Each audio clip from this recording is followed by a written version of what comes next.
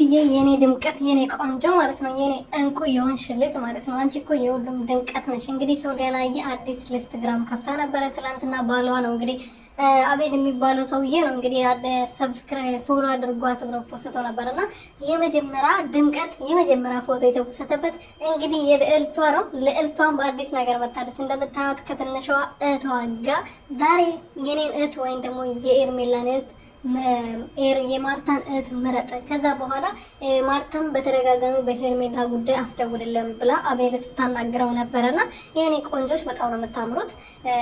ሶሊያና ይሄና ለራሱ ለሩትዬ ብዙ ጊዜ ትከራከራለች እና በጣም በትንሽ ሆና በጣም አርቃ የምታስብ ልጅ ነች እና ከአቤል ጋር መሆን ነበረ የሚገባት ሰው ማለት ነው። ምክንያቱም በጣም ትንሽ ሆና የትልቅ ሰው አስተሳሰብ ነው የምታስበው ማለት ነው። እንደ አብርሃም የወረደ አስተሳሰብ፣ እንደ ሄርሜላ የወረደ አስተሳሰብ አይደለም ያላት እና ሩትዬ ነው መሆን የምፈልገው ብላለች እና የኔ እንቁ ፈጣሪ ያሳካልሽ ሩትዬ። ለመሆን ብዙ ጥረት ማድረግ አለብሽ። አንዳንዶቻቸው ይኸው እንደዚህ በአንድ ቀን ራሳችንን እናጠፋ ይላሉ። እሷ ግን ብዙ ውጣ ውረዶችን አልፋ ዛሬም አለች የኔ ጀግና።